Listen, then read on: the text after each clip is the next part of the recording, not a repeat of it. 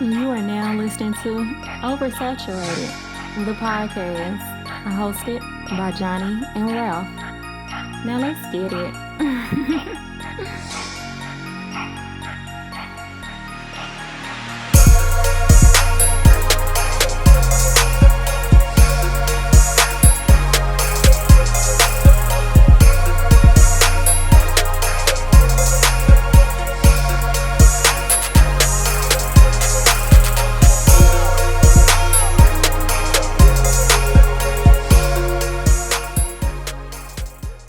Welcome to another episode of Oversaturated, the podcast, where we discuss music, movies, pop culture, and everything in between. I'm Johnnie. And I'm Ralph. Welcome to episode number 265. 265, man. I was just getting back from Texas on Rodeo Ralph this week. Hey, I love it. New listeners, please follow us on all social media. Facebook, just search Oversaturated, the podcast. X is Oversat Podcast. Instagram is Oversat the Podcast. And our email is oversatpodcast@gmail.com. And please be sure to check out our website, oversatthepod.com. Anything you need to know about OS is there. Yes, sir. If you want to follow us individually, I'm the Mind of Ralph across your social media platforms. Yep. On X, I'm JON2_ the letter B. On Instagram, I'm JBS_ESL_AAMU. Now, do I still shout out the radio? Oh no, if we done, we done. But shout out to anybody ATL listeners. Word up. We here, we back, man. We back. Man. So much pre-production talk. Like, where do we start now? How you feeling, bro? Feeling great, right? Yeah. Everything's good, man. Like I said in the intro. Just got back from Texas. Me and the wife went down to San Antonio for a few days. Word up. No, that's not the glitzy and glamorous type of trip. You know, people like, oh, you ain't go to Houston? No, I can't afford it. Hey, man, hidden gems. Listen, that's all. That's how I know I have reached a certain level of adulthood because I want the hidden gem. Yeah, I want the hidden gem city, the city that can low key steal me away from my city. Like, you know what I'm saying? Okay, I like that. I like that. Because you go to Houston and get your issue off. Mm-hmm. I ain't go to San Antonio and get my issue off. Yeah, I went down there to rest, to eat, and me do being some light exploring. Yeah. And being a lifelong Spurs fan, if you're a fan of a team that's in a different city, you get a chance to go. Yeah, that. Listen, and your boy had floor seats, respectfully. Talk about it. Talk about it. Listen, a very humble experience, but at the same time, I can never go back. Yes, sir. Listen, yes, sir. If you see your boy at an NBA game from now on, I'm sitting low. I'm sitting low enough. Listen, Ralph was so close, he could smell the player's breath. He could feel the sweat when somebody get fouled. That's crazy. I can feel the stat sheet. Come on, man. But no, man, it was a great experience, though. If you get to see these world-class athletes you call bums from the comfort of your couch. Hey, man. I know it's gotta be different. Clothes. I'm like, different. Shay, you might be him, bro. Like, I ain't go ahead. You're like, that Shay Gildas fella, he's pretty good, fella. Which is even crazier, like being able to see professional athletes up close do their thing tells you how bad they really got to be hurt to be injured.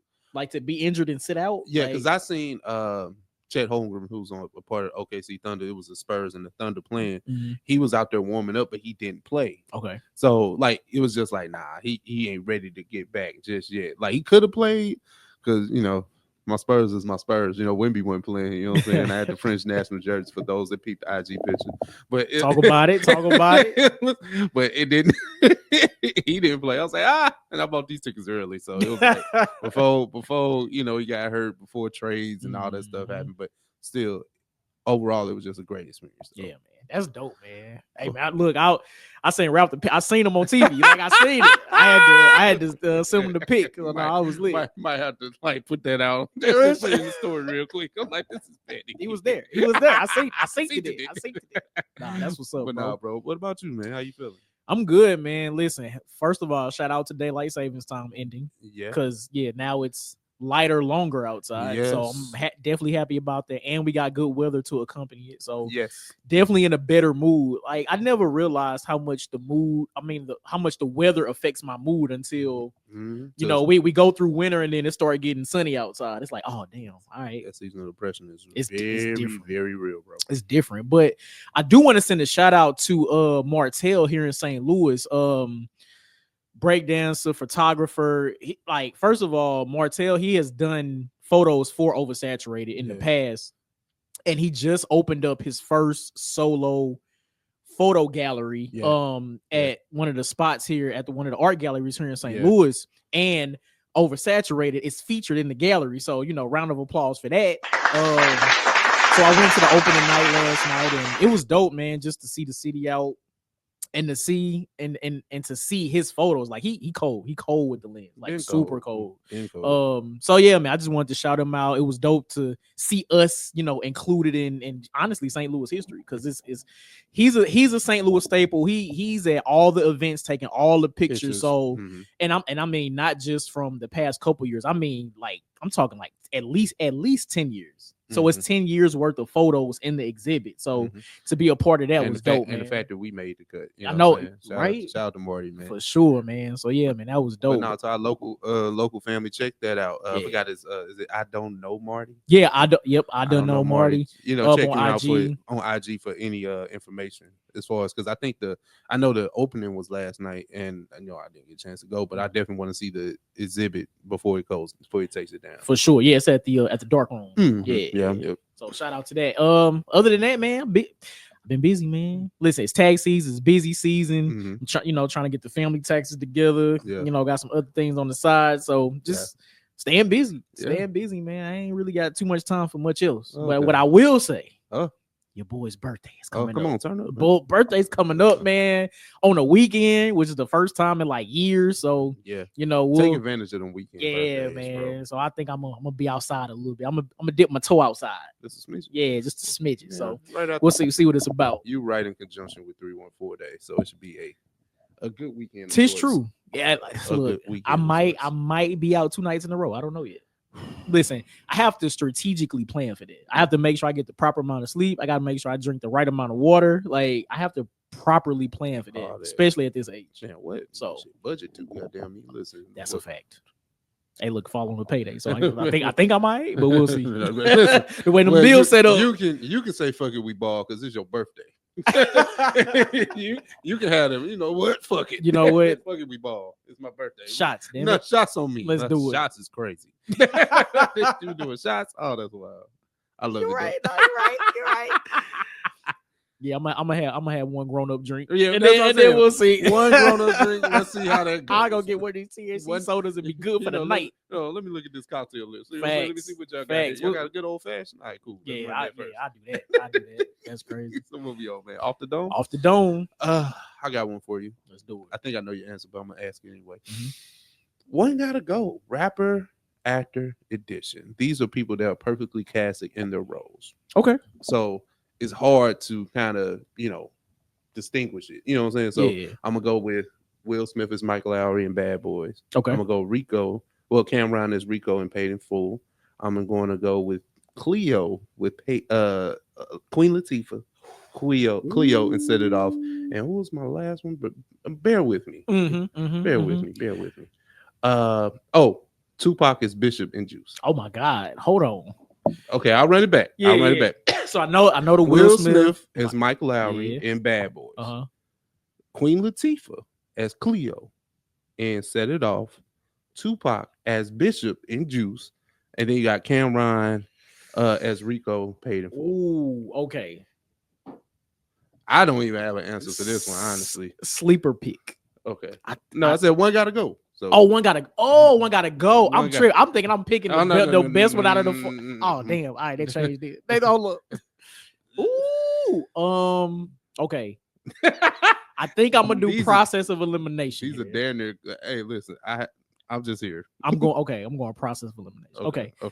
I'm taking out Queen Latifah. Okay. Because I think she did so well in that role. We've been questioning if she really liked it for her whole career. And then she was like, and so there's that. Cool. Damn. Will Smith is Mike Lowry. I think I almost feel like that's a personality trait of Will Smith in real life. So the way that he was able to portray that role, especially for 4 movies, like for 4 movies, and to see the evolution of that character in those 4 movies, I think was dope. So I'm gonna take Will Smith out of there too. So now we're left with Cameron as Rico, and Pac as Bishop. See, this is where I'm gonna need a little help because I don't know, bro. It's hard. It's difficult. It's difficult because I made this as tough as possible. Okay.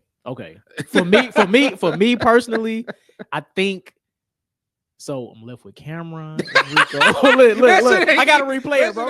I gotta replay it in my head. Cameron is Rico, and then Pac is Bishop. Okay, so. Because and this is how I gotta rationalize it. As Pac being the thespian that he was at such a young age, like he did a lot in his short time in the entertainment industry. I think he was able to portray his character a little better, just by hair than Cameron. So I think I'm getting rid of Cameron. I'm not even gonna argue with you. I think I'm getting rid of Cameron. Listen, all right. Because you could go out, you really could go either way. You really could, but I had to figure out my own sliders. Listen, you got to that's why I didn't put any like sliders or perimeter on your how you can answer the question. I just said one gotta go. How you rationalize it? Hey man, I gotta do how I do it. So I think like, Queen Latifah and arguably Tupac have the better performances because it's so A1, it's so spot on. They only had one chance to do it. Yeah. Then it comes down to Will and Cam, right? And this is not an indictment of acting. You know what I'm saying? It's just that if I'm going off of, like I said, I ain't put no perimeter on this answer. Right. I'm just going off of one acting performance. Now I'm going off of Bad Boys 1. That could arguably be interchanged with any like actor. You could just put. I see that. I'm just saying. It's like, you know, obviously he has more to play with. You know what I'm saying? And then if you think about Will Smith, the actor in 95, like we just going off one shot. Wow. It could, and he played Mike Lowry. Yeah, because Mike Lowry. Like, you know what I'm saying? It's like we know Will Smith's character more than we know Martin Lawrence's character in that film. That's a fact. So it's not an indictment, but Rico is Cam. Like you thought Cameron was just playing Cameron, like, but he really played that role. So I'm thinking I'm just going off of how the complexity of the movie would change if there was anybody else in that role. Okay. So I'm just saying, for the sake of elimination right now, Will Smith, Mike Lowry. I know it sounds crazy. I know it's crazy. But the question was crazy. Yeah, that's facts. Diabolical even. Shout out to social media. Yeah. Crazy. But crazy. What you got, bro? All right. So for my off the dome, let's have some fun, okay? Yeah. You are the GM. Okay. I remember how I wanted to set this up. Remember in damn, how I forget the name of the show that damn fast. Marlo, The Wire. Oh, The Wire. Okay. Remember in The Wire, East Side, West Side basketball game. Yes. Avon, you the GM. Yeah. But for Marvel. Okay. Oh. We doing a 3-on-3. You the GM. What 3 Marvel characters are you choosing for your team 3-on-3? Okay. Now I need who can run the play. I need Cap. Okay, Captain America. Okay, I need Cap. Okay. Now I'm gonna go Guardians on this. Talk about. I need Groot. Okay, big man. You know, stretch all that. You know, physical. You can reach in. I ain't mad at that. Now who can just go get my buckets? Like, you know what I'm saying? Like who's gonna be the bucket go getter? Yeah.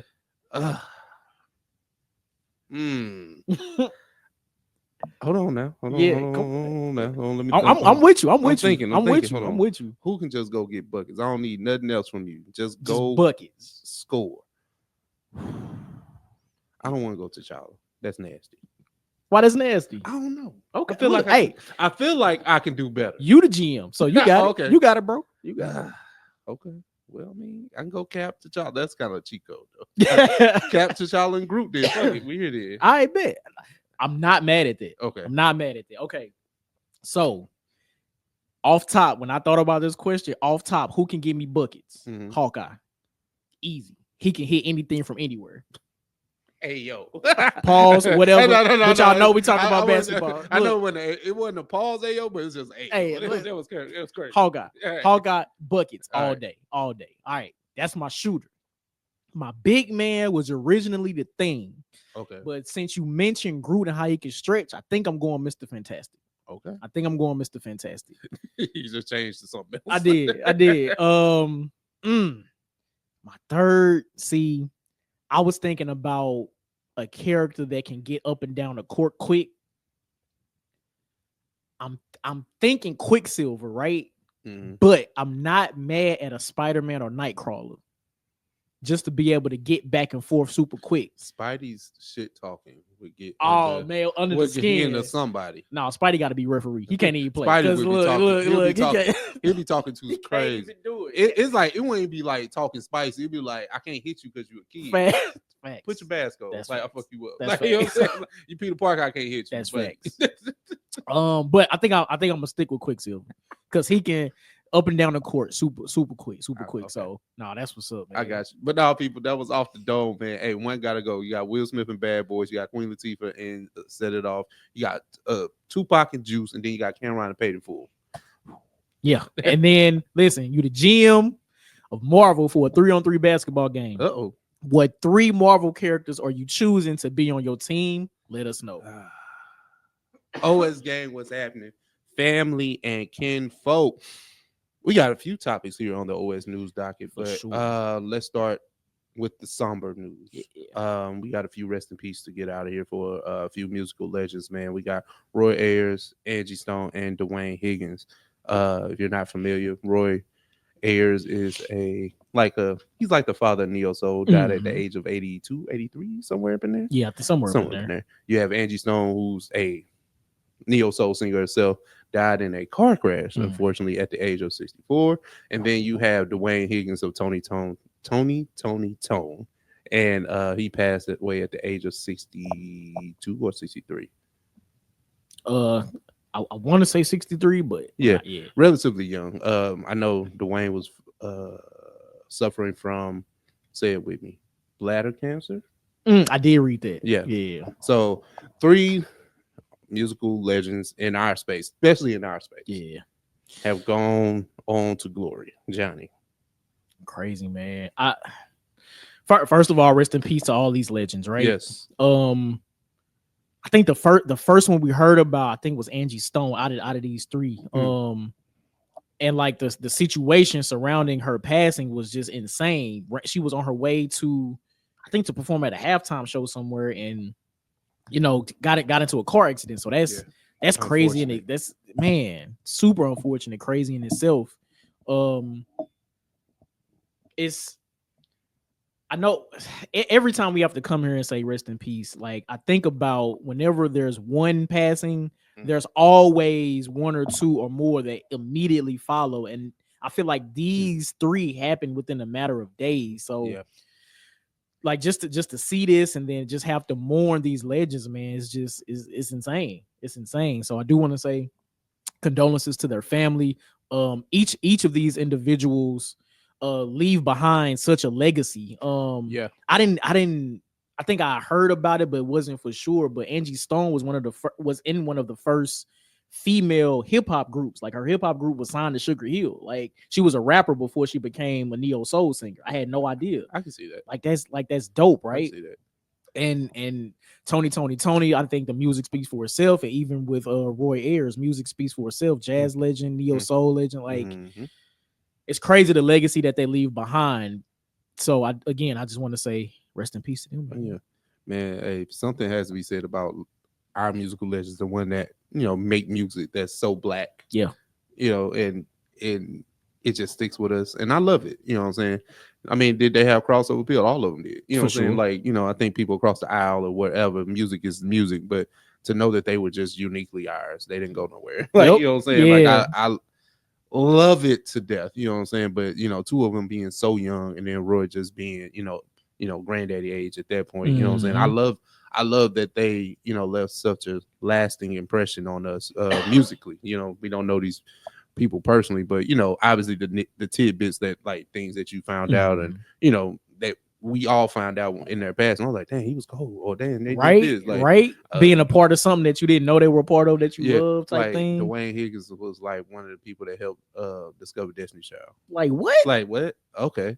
Like I had no idea. You start seeing where the musical legacy goes. Like Angie Stone, she was always like one of the founding members of the Soul Aquarians, a super group that we don't talk about enough. Right? You know what I'm saying? Facts. Just to know y'all had all this together, like for sure. It's like Philly Dungeon Family with singers, right? Like, right? No, I like that. Family. I like that comparison. It was just like all y'all was together. Yeah, man. I love it though. I love it, man. But again, rest in peace to Roy Ayers, Angie Stone, and Dwayne Higgins, man. Let's move on. Let's do it. Gilly the Kid says a lot of things. He just be out here. He just be talking, it's right? True. He says that being a rapper is harder than a 9-to-5. I believe he was having to sit down on 2 Chainz podcast. Yes. Okay, it was 2 Chainz, and then obviously him and Wallow. But Johnny is queuing up the clip now. Yeah. So let's see what Gilly the Kid had to say. Gilly. All right, let's get to it. And what a lot of motherfuckers don't understand is a lot of rappers work way harder than a motherfucker that got a 9-to-5. Yeah, that's crazy. That's what motherfuckers don't understand. Yeah, like them niggas know how to hustle. Then you be like, okay, they might not be the smartest motherfuckers in the world, but they put some smart motherfuckers around them, and they hustle. Learn the game. Wake up, get to the studio at 1. You there all day. Go to the club, leave that bitch at 3:30. You right back in the studio. You leave that bitch at 7. You waking the fuck up at 12:30. You right back in the studio at 1. That shit go on every month. So right, what hey. About that, bro? I mean, he telling the truth. Yeah. It's just how is Gilly. That's one. That's a fact. 2. When people think of the word rapper, they don't think of work. Mm-hmm. So that's where it can get misconstrued. Right. Entertainers. Mm-hmm. Like, you know what I'm saying? If you use like a broad stroke of just saying that, all right, cool. Yeah. Nobody would have any backlash. But the idea that rappers are lazy, and then that comes back to racial nuances and things like that. So since it's a predominantly black entertainment field, when you say rappers do these things, oh no, y'all don't do nothing but smoke weed and go right. Like, but right. If you're a successful rapper, no, he just laid out what that can look like on a day-to-day compared to somebody that just goes to a cubicle for 8 hours, 40 hours a week. Facts. You know what I'm saying? Listen, most times when Gilly talk, it sounds like he just rambling and don't know what he's talking about. Yeah. But I absolutely agree. Yes, I absolutely agree with what he's saying. Like, most 9-to-5s, you're probably doing the exact same thing every day, every week, every month type of thing. It's a cycle, which there's nothing wrong with that. But if you get efficient at your job, like you could probably do it with your eyes closed. Mm-hmm. That I think that's the way most 9-to-5s work. Mm-hmm.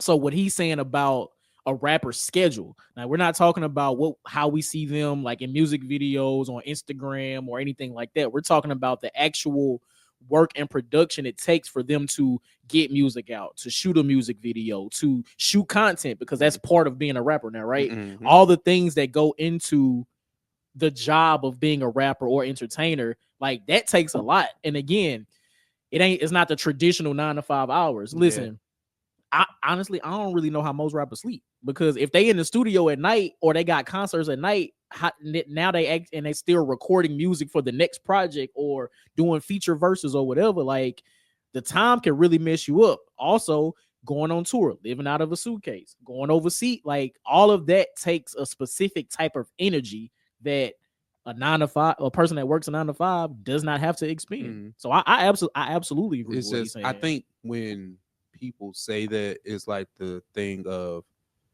you're shitting on the little guy when you say harder than the 9 to 5. So that's why it's kind of harder to hear the concept.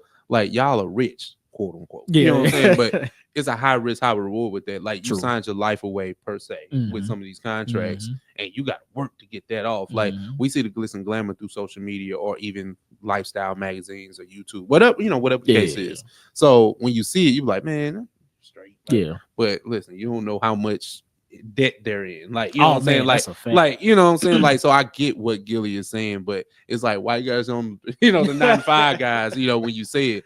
But no, being an overall entertainer, yes, because you gotta, once you kind of bought into an image, you have to kind of stay there. True. You know what I'm saying? That's like, you true. bought into this image, you gotta stay into that image. People don't want you to change. Listen, you gotta write songs, perform songs. You know what I'm saying? Like, it's true. Listen, we sit here and congratulate like Kendrick Lamar for his Breath Control and remembering lyrics that he wrote. Right. You know what I'm saying? Right. And performing them. Like, I mean, but listen, I can write something listen, I had to go back and look at a off the dome note. You know what I'm saying? Like, no, that's real. You remember you know what I'm saying? So to remember your lyrics without a backtrack and not sound winded and move around is a talent, regardless of who I'm talking about. OVO fans, like, you know what I'm saying? I'm just saying. Yeah, man. No, so, I absolutely agree. So having the life of an entertainer, rapper, athlete, whatever, it's different. It's different. It's different, man. It takes a different type of energy, a different type of lifestyle to really even be mediocre at being an entertainer, right? It takes a different type of lifestyle. And again, a lot of people that work 9 to 5s probably wouldn't be able to handle it. So yeah, I mean, shout out to Gilly. I mean, he be sounding like he rambling, but nah, he in this instance, he right. No, you telling the truth. You right. Telling the truth. Right. Speaking of, someone maybe not telling the truth, we have JayZ suing his former accuser for the sexual assault allegations that went aside with Diddy and everything. Is there like a story, like a soundbite or nothing like that? I don't think so. No, not a no soundbite. But the rape accuser came out, who's still Jane Doe at this point, said that the story was bogus. And there have been other issues around the case where it kind of felt like the whole situation was not a case that someone could stand on and sue. It was a lot of plot holes, a lot of things in the case that just didn't sit right. But now JayZ actually goes after his accuser. One, how do you feel JayZ possibly getting off the hook? Two, JayZ even having the energy to go after somebody that went after him. That's still a Jane Doe. So first of all, I'm not mad at him going after or countersuing or whatever the proper term is here. I'm not mad at it because JayZ being of a certain stature or status in entertainment and just in general, that could have really hurt him in the long run, money wise, right? So going after the person that admitted that the story was bogus, I am absolutely okay with it. Yeah. I feel like in cases where these types of situations happen, because there are, and I mean not for JayZ level people, I'm talking about just us regular 9 to 5ers, right? Yeah. That happens more often than we think it does. And I personally feel like the individuals that accuse someone of doing something knowing that they're not telling the truth, I do believe should be prosecuted. I believe that. Well, hey, listen, now it gets back to like, if JayZ wasn't a rapper and just was an entertainer, right? People, probably wouldn't hate him as much. That's one. Two, it's just it gets into, if he was just somewhat of an actor or a singer or whatever, people wouldn't have these notions. And then that's where it kind of gets into like what Gilly was saying. I'm convoluting the conversation, but it's just like, if you're constantly being lied on, your name is being used for certain things, like that comes with being an entertainer. Absolutely. People can literally lie and say anything about you just because you're famous. So but to bring it to this magnitude though, like that's different. And then the tie with Diddy and all the things that's going on with his case, which is a separate case. JayZ just clear saying I'm having time. It's kind of like in the same vein of Cardi B going after Tasha K. Yep, and she just won. I think she just won her settlement too, right? Like Yeah, at 1.2 million, something like that. Tasha ain't got the money to pay. She don't. Let them checks when they be garnished for the rest of her life. Listen, you go up, you got the pot, like you got the die podcast. She gonna have to go to Panama. She gotta go somewhere where I don't know. But I think in the same case as this, I think people just never. It was never about the victim. Yeah. It was all about seeing someone powerful fall, and JayZ has been on a lot of our hit lists for past 2 years, ever since Me Too and Diddy and all that stuff. It's just kind of they was like, oh no, you next, brother. Like, which is crazy. Listen, I ain't got no dog in the fight. JayZ is my GOAT until otherwise. You know what I'm saying? Yeah, no, I feel you. Like, listen, I can't support that. I'm not supporting that. Right. You know what I'm saying? But no, people just, the disrespect. I mean, the apologies gotta be as loud as the disrespect. Nobody's gonna go out here and say, they was wrong. They were just like, oh, JayZ paid her off. Like, how you gonna pay off somebody then sue him? Right. Facts. Big goofy paying itself then.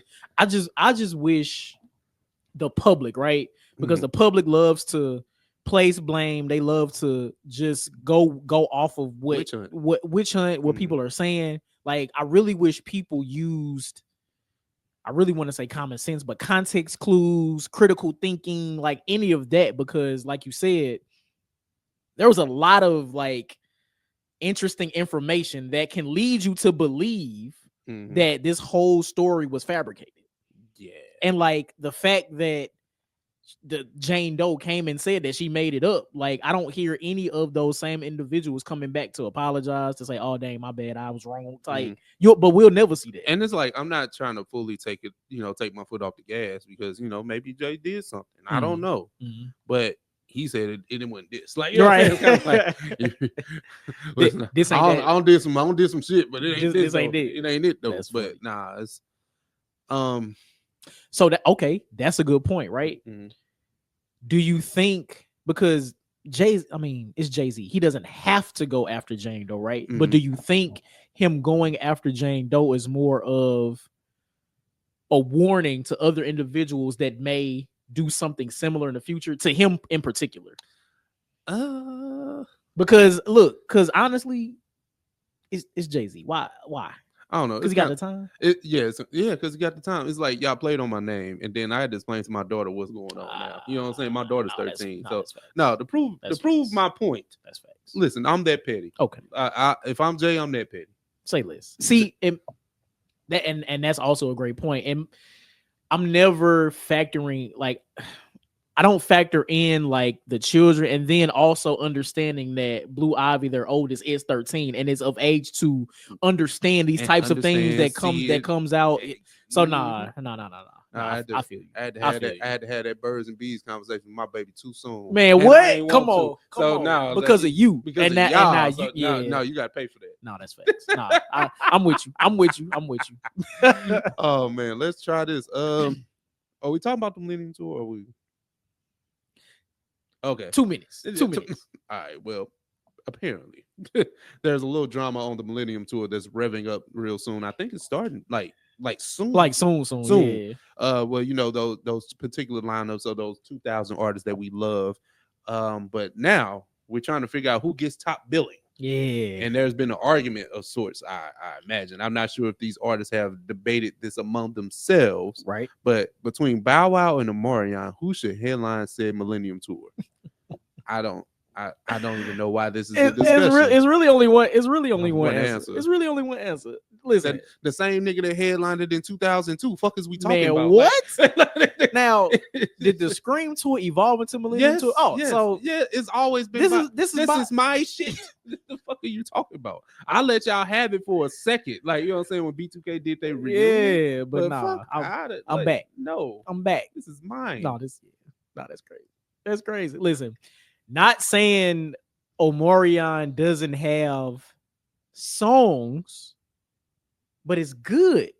He has somewhat of a catalog, but not enough to headline over Bow Wow, who has a way longer career than Omarion. And then I mean it's a sort of effort. Like you got all these people here. I forgot the lineup, so I'm not even gonna start saying who they are. But I just know if we going off Bow Wow and Omarion, and then y'all had a Bow Wow Omarion, you needed Bow Wow's thing to do y'all joint album that y'all did. Yep. You know what I'm saying? Yep. You want to hear the lineup? Yeah. So we got. Well, Rick Ross has a special guest. That's crazy. Nivea. Okay. Yin Yang Twins. And Boosie. okay. Plies. Okay. Bow Wow. Okay. Omarion and Trey Songz. No, Bow Wow, easy. Trey Songz shouldn't even be outside right now, but that's another story. That's a whole nother. I think he was just here like not too long ago. He on an R&B tour, I think. All right. That's all I got. All right. So I don't see how Omarion can headline a tour over Bow Wow with this lineup. And this is the thing too, right? If Bow Wow wasn't there, I would argue that Trey Songz has more of a reason to headline over Omarion. Omarion just dances. Trey Songz has more songs. Yeah. Pun intended. But yeah. I did not even peep that. I could say catalog. But either way, I would argue that Trey Songz can headline over Omarion. That's crazy. And then so I missed this, but there's a super group called RSVP. Oh yeah, no, I know. Yeah, listen. Spare us, please. But you know what? Somebody might not know who RSVP is, Johnny. If you want to. So RSVP is Ray J, Sammy, one song, Bobby V, songs, and Pleasure P. He got Pretty Ricky songs. Pleasure P. Damn, you said Omarion and Pleasure P the same? Okay, in this bucket. That's fair. Because a lot of the songs you would want to hear from Pleasure P are Pretty Ricky songs. Say B2K, I'm tripping. Are Pretty Ricky songs. And it's crazy because like I enjoyed the introduction to Marcus Cooper, his not self-titled debut album, but it was his debut album solo, right? Mm-hmm. But Boyfriend Number 2 ain't enough. Like, you know what I'm saying? Just like Icebox and Touch ain't. Damn, I hate to start doing that to them guys. I think, hold on, the Trump hands. I think you guys have a catalog. They have a really good catalog on both sides. Right, exactly. Tremendous. Exactly. I love it. Looking at, but that's crazy. But yeah, man, look, hey, Omarion, come on now, just go get your money and go back home. Relax, my boy. Yeah, okay. He was just on the press run. I don't know what for, but listen, because if you can just drop the album, bro. Like it ain't. We ain't that, and that ain't this. Yeah. So what we doing? Blur segment. Let's do it. Let's get to him, man. Are we getting to the Anthony Mackie conversation? This will be the third time we brought up Captain America because he the GOAT in the post. Because he the GOAT. Since the movies come out, right? We still doing press runs for Captain America: Brave New World, which is starring Anthony Mackie in its title role. Yep. Three weeks at number one. Okay, it's crazy. So. Is there like a clip of Anthony Mackie saying this, or should I? No clip. So I guess I can intro. Okay. So I saw a clip of Anthony Mackie on one of the Captain America Brave New World red carpets, right? Yes. Where it was a bunch of his friends in the entertainment industry that kind of came up together. I think D Nice was out there, a bunch of other black actors that we know as well. But they were they were hyping him up. It was like the camaraderie of it was great, them being happy for Anthony Mackie in a starring role in the movie, right? Mm-hmm. And it got me to thinking, why hasn't there been more fanfare around Anthony Mackie being in this leading role of Captain America? I didn't really understand that. Yeah. It's a nuanced conversation, right? I think we enjoy Anthony Mackie as an actor. So this is not an indictment of him. Yeah. I think it's just an indictment of the character, right? Okay. Captain America has always been known as Steve Rogers, regardless of, I'm new to this, right? Yeah. I didn't know Sam Wilson becomes Captain America in the comics. Gotcha. So that's something new. And then the idea of when you think of other black characters, Black Panther, it taps into something that's very uniquely black.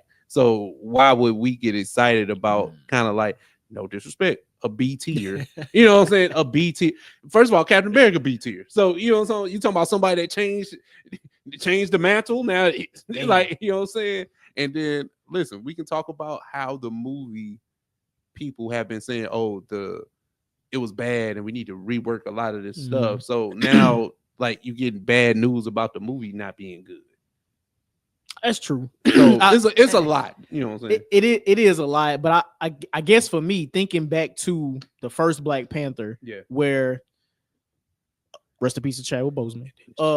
Chadwick Boseman, what'd you say? No, I was about to say Dennis Chadwick. Yeah, right. Like, look. I understand the trajectory that Chadwick was on, like playing some very historical figures in film, and then the culmination of that being a Black superhero from a Black country in the MC. Like, cool, I get it. Yeah. The magnitude of that will never be diminished. I understand. Yeah. But I guess as a person that follows the MCU, maybe not even individuals that follow the MCU or follow it casually, seeing another Black man in a leading role in the film, I understand it's Captain America. I get it. And following in the steps of Steve Rogers, Chris Evans, cool. Yeah. But to see, like, we champion so many Black-led films. We did that with The Woman King. We did that. What's the Tyler Perry joint that's on Netflix with the women that sorted the letter? 861 or something like that. Yes, like we champion all of these stories, and I feel like Captain America Anthony Mackie was overlooked in that championing. Well, let's get back to the film, right? That film did not really address the issues that Anthony Mackie had in Falcon and Winter Soldier. Okay. Like, at least in Falcon and Winter Soldier, there were like nuances of race being discussed. Yeah. That was never discussed in the film. Like, the film was just, oh, he's not Steve Rogers. It's just, and we not gonna talk about Black. You know, we ain't gonna say Black. You know, we're not gonna say it. Right. It just gonna be understood. This is just the action. But film. At least in the show, they got into that nuance. So it's a lot of reasons as to why, from a cultural aspect, this movie can't be galvanized around. You know what I'm saying? I got you. Like, because this is the thing too, right? This is a mid film. We have argued that Black Panther is mid. You know what I'm saying? In hindsight, we argued that. You know what I'm saying? But no, it was just our enjoyment of seeing such this world and this being built. Like, if M'Baku had a film, I guarantee you the culture would be behind it way more than this Captain America film. Now, is that because of what's my man Winston Duke? Is it because of him as the actor? Yeah. Or is it because of the character? You gotta think about it like this, right? Too, bro. We have seen Anthony Mackie play the same character for 10 years, 11 now. Yeah. There has never been any progress. So we tired of Anthony Mackie? No. Oh, we just tired of it's like the character literally had no progress. You don't think so? You don't think so? Because he was such a sub-tier character. Like, he was never fully an Avenger. Right? Remember they teased him being an Avenger at the end of Ultron or Civil War? I think it was Civil War. I don't remember. There was like Avengers, and they cut it off. Like, it was like, you know, your man's is training you to be an Avenger. Like, that's crazy. Like, you know what I'm saying? Like, you can't be an Avenger on your own. Like, but I feel like his evolution was him becoming Captain America in the show. In the show. And how many people seen the show? Me and you. I mean, just not the casuals. That's funny. I was just saying, how many, like, the casuals really don't watch the shows. Yeah. Like, and I consider myself the MCU fan. You know what I'm saying? Like, I watch everything, right? Yeah. But you can't get a casual to watch the show. And I guess my last question on this: if the show was I guess more well received, or more eyes were on it, more people watched the show, do you think the level of fanfare for Anthony Mackie would have been more? Honestly, as enjoyable as Anthony Mackie is, as an actor, I don't think a lot of his films where he is the feature artist, the feature actor, or the lead actor, it has never been that. Yeah. You know what I'm saying? Yeah. Okay. I'm not mad at that. I just seeing the clip of him on the carpet with all his people with him, like, being happy. It's like, that's fire. Why didn't we do that? I think it's like I said, it's a combination of sort. Like I'm not putting this solely on Anthony Mackie. Mhm. It's the run that Marvel's on. Like you gotta, bro. It's so many levels to this. Like Yeah. the reason why, another reason why Black Panther was well received. Look at the run of films it was in. and it was right before Infinity Man, War. Like, what? yeah, it was, Like, come on, it was a lot going It was on. like Hey, it was a lot going on. hey, 2018 was fire. Man, what?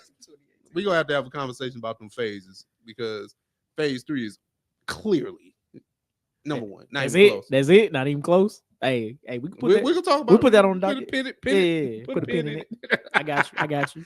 What else we got here, man? We got let's talk about your boy, man. Your man's let's do the it. Lanterns. Yeah, man. Okay, so the new Lantern show starring Aaron Pierre. That's oh, Mufasa. God. Now, that's the only way I can remember his name at this point. But starring Aaron Pierre, and I forgot who's playing Hal Jordan. I did too, and it's somebody that's like It's somebody that's like that prominent. too. Yeah, I don't know. But either way, show coming to DC or Max. I mean, well, not DC, but coming to Max, and it's going to be a live action show. But it's going to derive from something that's not like the source material is not in the comic books. Yes. So how do you feel about that? You being a Green Lantern fan? I don't know because so the John Stewart Green Lantern, he has his own he has his own backstory. Like he was a army vet. Like he had a lot. He has a lot to pull from in his backstory, right? Yeah.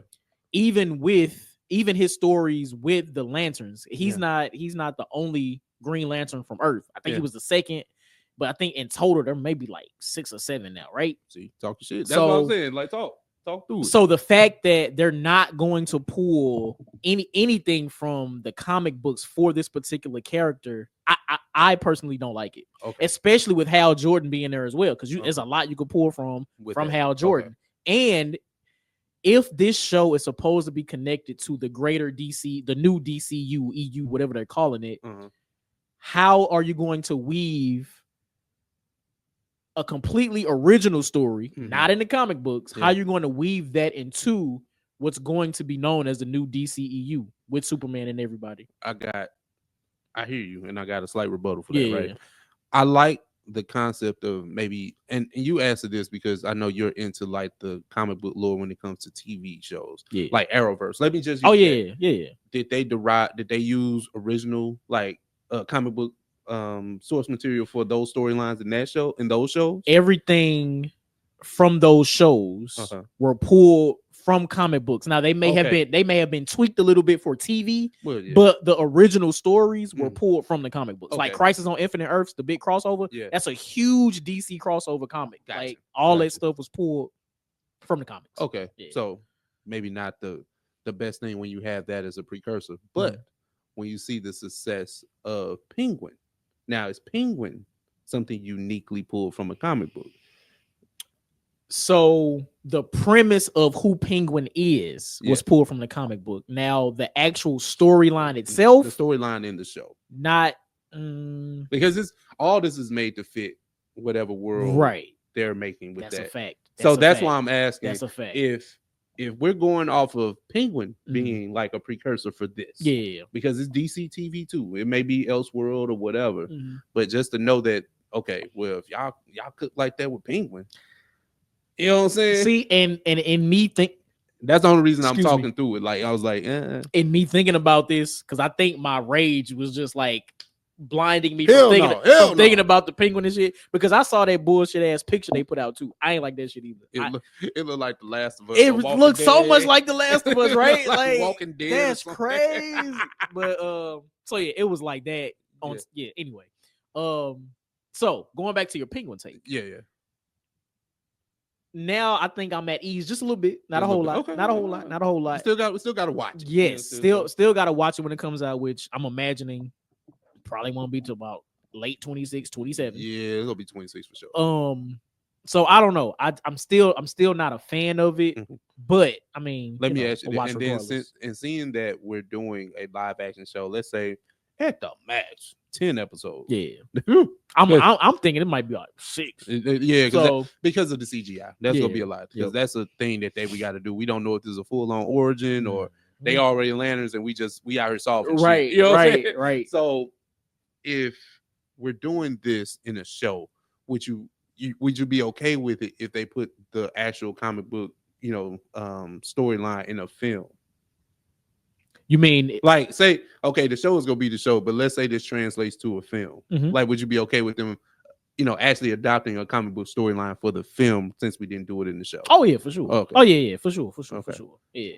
And again, I like James Gunn in this role, right? Like everything he did with Guardians was great. What he did with the second Suicide Squad, I loved it. I loved it. So that on top of what we already seen from the new Superman, like I think I'm comfortable with him like taking these characters and making projects, right?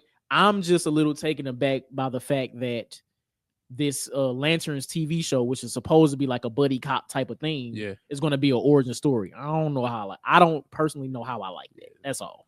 Yeah. So we'll see. We'll see. Let's try this out too. Matt Murdock is back. Hey, Daredevil, My Born man. Again. This will just be a quick, thing. I think we on episode 3 now. Yeah, episode 3 comes out this week. Episode 3. Yeah. Okay. So episode 1 and 2 will drop. I've only seen 1. I don't think you can really spoil it. But Johnny, what are your thoughts about just what you have seen so far with Daredevil Born Again? Listen, off back, they got right to it.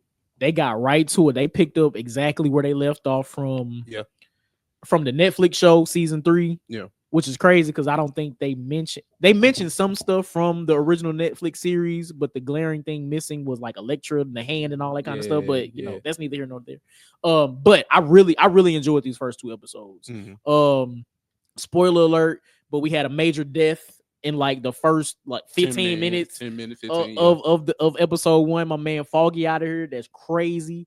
But I think so. I'm happy they include Foggy and Paige, right? Even though they're not going to use those characters, at least it looks like throughout this series. Like I'm happy that they brought them back for the first episode because it's like a changing of the guard, right? Yeah. From what it was on Netflix to them actually being in the MCU and things like that. I thought that was dope. And using Foggy's death, what seems to be as a catalyst for how Matt Murdock moves through this season. Yeah. I think that was super dope. So that was fire. That was fire. I'm loving the dialogue. I think the dialogue has always been good in Daredevil in the seasons on Netflix. Yeah. And it continues here. Like the exchange between Matt and Wilson Fisk, I thought was amazing. Them sitting down in the diner having that conversation. It was super dope.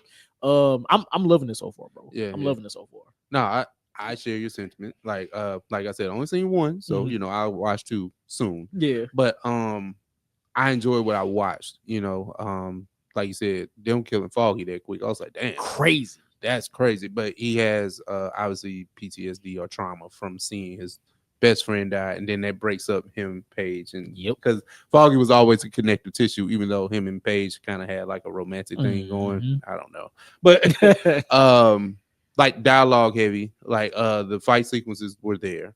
Only thing I slight nitpick, the CGI. Hey, I agree. That CGI was disgusting. So they with that CGI, they MCU'd it. Right? Yeah, I know, right? What we loved about the Netflix Daredevil shows is the fight scene. The fight scenes were fire, right? You can actually see the hand-to-hand choreography. I'm just happy a nigga got shot on Disney Plus.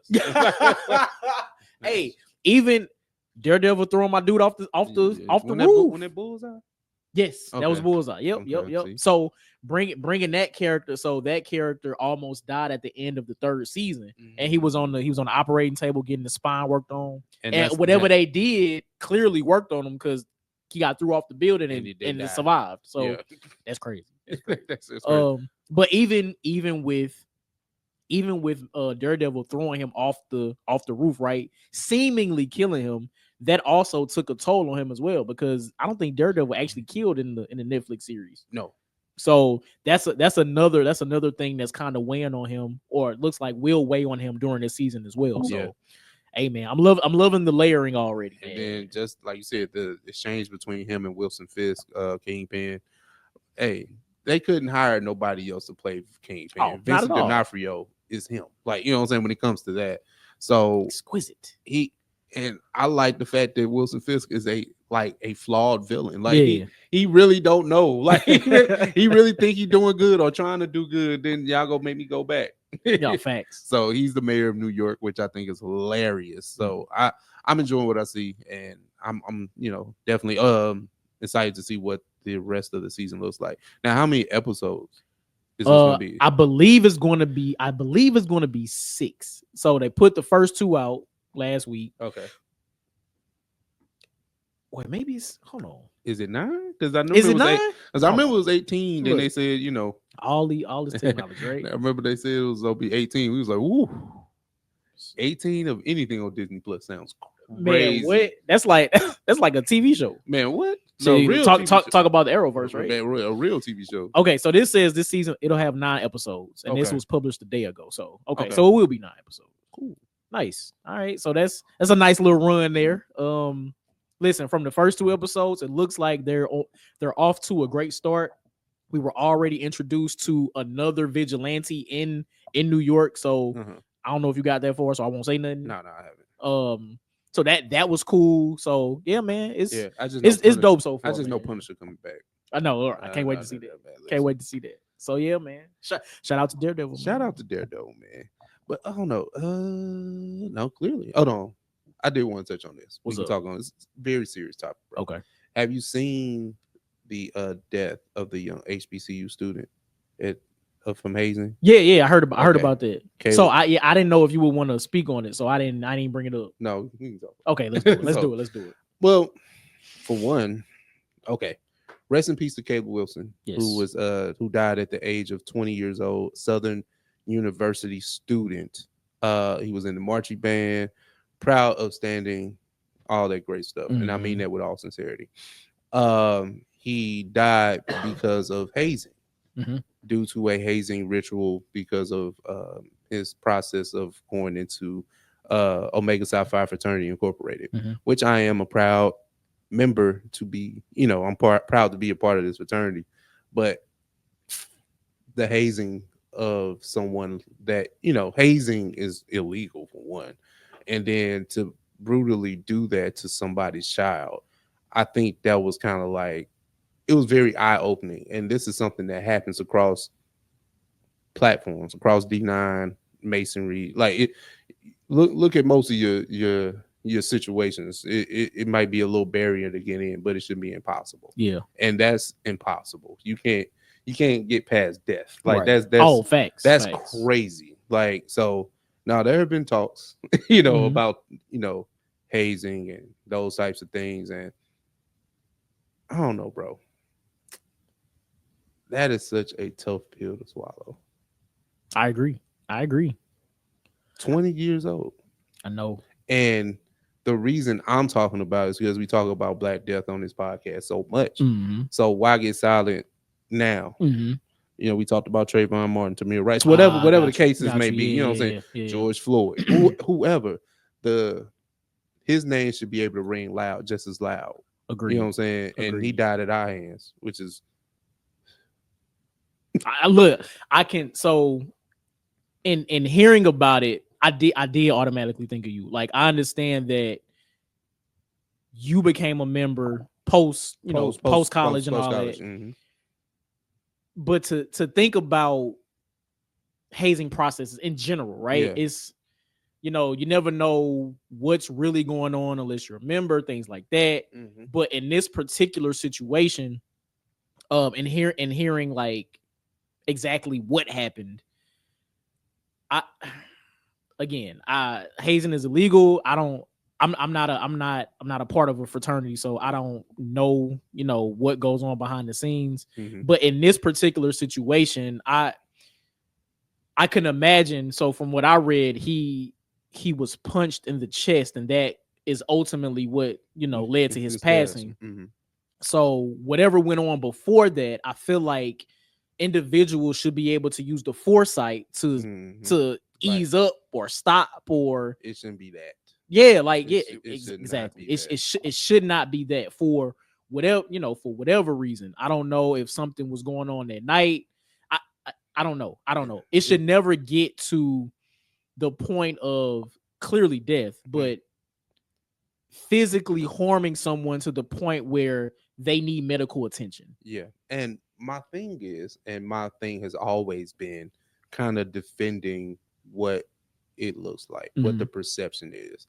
And MSP is what we call intake for new members, member selection process. Got you. So if it's gotten watered down, we start picking people because of who they are as a person, because of relationship. Yes. You know what I'm saying? Yeah. That's my nigga. That's my homeboy. That don't mean he need to be a bruh. Yeah. Johnny, ever since I have become a member, my relationship with you has not changed. Not at all. You know what I'm saying? Not So at all. it's Not at like I can never get with that.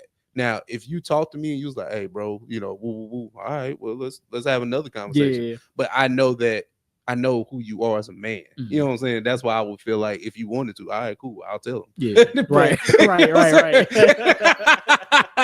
But I mean, all in all, bro, 20, like this man was, he was a young kid. I heard his daddy was a member as well. But he could have went any way. He could went either way with his decisions if he wanted to be a part of a D9 fraternity. But he chose us. Yeah. You know what I'm saying? And in those situations, you put your trust in people. And look what happened. Yeah. I mean, now somebody's been charged because I've heard they kind of moved. Like it got so wild. And this is stuff that I've seen, not anything I've heard. You know what I'm saying? Like I've read like reports that he died in one place. They moved his body. Yeah, I seen that too. I seen that too. Prison. Easy. Like no. I don't. No fraternal bond can keep me from saying that this person deserves jail That's time. bullshit. Yep. If you committed a crime, and then it's a crime on behest of the fraternity, nigga, go to jail. Yeah, that's facts. That is, listen, just like and it's hard to do PR in situations like this, especially when you have no immediate ties to the situation. And then if you did have immediate ties, what the fuck are you supposed to say? Exactly. And to me, again, rest in peace. And it's the craziest, well, one of the craziest things just in this situation in general is me being somebody that's not Greek, right? That's not part of the D9. I see the positive impact that these organizations have on community as a whole. Like I've seen it while I was in college. I see it now that I'm, how many of years out of college. I see it around my community all the time. And this incident, hell, I mean, hazing has always been alluded to, but has never really put a stain on anything, right? But I think this is going to somewhat permanently put a stain on fraternities and sororities as a whole going forward. And it's going to further move the eye away from the positiveness that these organizations bring to said communities. Yeah, which is crazy in itself. I got to argue with the Bible thumpers. I got to argue with it's so much the Hebrew Israelite niggas. I got to argue with the niggas that just don't see worth in what it's meaning to be a part of a Black Greek letter organization. I have never put down my Christianity, my morals, or anything for Omega Psi Phi Fraternity Incorporated. That's never been me. So I can sit here with, kind of like this view like that. But some people have gotten into said organizations and made a different lane or different, way for themselves by taking on said personas. And that's just not what we should be if we're talking about what these organizations were built on. They were built on Black excellence. They were built on the fact that we couldn't be a part of the white fraternity, so we built something that was uniquely our own. That's right. So I don't know, bro. I'm not defending, that. That's not me. I'm not here to defend it. If you want to call, whatever, have your opinion, but I just know that that's not me and the organization that I represent. That is something else. Completely different, man. Well said, man. But clearly, crazy. We have reached the end of our docket. Johnny, what you got for him, brother? Listen, if you're on YouTube, We appreciate you for rocking with us this long. Hit that comment section. Let us know about any of the topics that we discussed today. Mhm. Hit that like button, hit that subscribe button, and hit that notification bell. We'll catch y'all next week. Yes, sir. Now, if you want